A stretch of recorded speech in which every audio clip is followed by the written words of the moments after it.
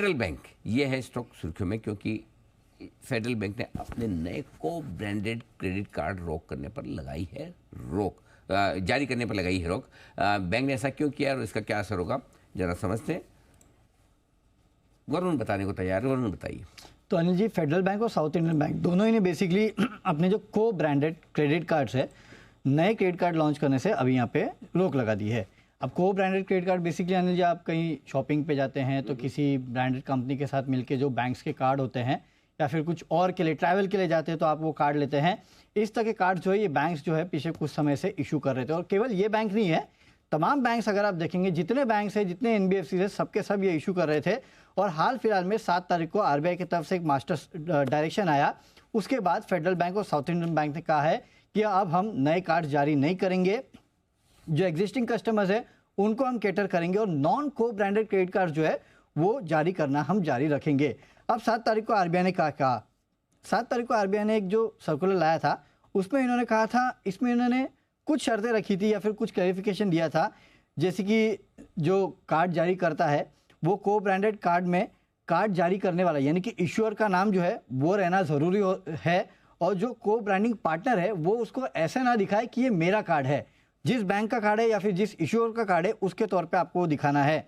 और किसी भी तरह का ट्रांजैक्शन जो है वो को ब्रांडिंग पार्टनर को ना दिया जाए, ये भी आरबीआई ने कहा था। इसके अलावा काफ़ी सारे और नियम आरबीआई लेके आया था जो कि बैंक्स और एनबीएफसी के लिए आसान भी थे, लेकिन साथ ही साथ कुछ और रिस्ट्रिक्शंस जो है वो भी आरबीआई लेके आया था। और इसी को कहीं ना कहीं रेगुलेटरी क्लियरेंस के लिए या फिर इस गाइडलाइंस के बाद इन बैंक्स ने दरअसल बोला है कि अब हम को ब्रांडेड कार्ड जो है उसको जारी नहीं करेंगे।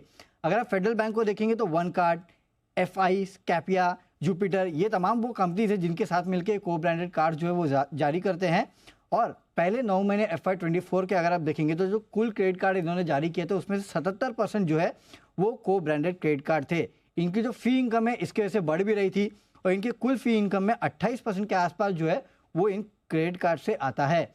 इनफैक्ट काफ़ी लोग इसको लिंक लगा रहे हैं कि वो जो वन कार्ड है जिसके साथ फेडरल बैंक का टाइप है, उसी के साथ साउथ इंडियन बैंक का टाइप भी है, और साउथ इंडियन बैंक ने वहाँ पे अपने जो नए कार्ड इश्यू करना है वो भी यहाँ पे रोका है। हालांकि पता नहीं और किस किस के साथ इनका टाइप है, लेकिन हाँ लोग ऐसा कह रहे हैं। हालांकि काफ़ी सारे और कंपनी जिनके साथ इनके ब्रांडेड कार्ड्स है। इनके अलावा HDFC, एक्सिस, ICICI तमाम बैंक जो है वो भी कार्ड जारी करते हैं। आरबीएल बैंक भी जारी करता है। आरबीएल बैंक के कुल नए क्रेडिट कार्ड जो जारी हुए थे पिछले साल उसमें से 80% को ब्रांडेड थे। ICICI के 30% से कम, एक्सिस के 33%, इंडसइंड के करीब 10% के आसपास जो कार्ड्स थे वो को ब्रांडेड थे। तो जो को ब्रांडेड कार्ड्स है उनके ऊपर थोड़ी आरबीआई की तरफ से थोड़ी सख्ती जब आई है, उसके बाद अब इन्होंने अपने को ब्रांडेड कार्ड जारी करना कम किया है। हालांकि कुछ रिपोर्ट्स में पढ़ रहा था वो कह रहे थे कि शायद बड़े बैंक्स को इस तरह की तकलीफें नहीं होने वाली है। तो ये है आपके लिए बड़ा एक्शन फेडरल बैंक पर आता हुआ, और फेडरल बैंक की तरफ से आता हुआ। फिलहाल उनके नए को ब्रांडेड क्रेडिट कार्ड जारी नहीं होंगे, और इसीलिए स्टॉक पर आज एक्शन थोड़ा नेगेटिव दिखा भी। हालांकि निचले स्तर से रिकवर करने की कोशिश तो कर रहा है स्टॉक, हुआ भी है अच्छा खासा। सुबह तो बड़ा नीचे खुला था, अब काफ़ी कुछ रिकवर कर गया बाजार के मूड माहौल के साथ। आइए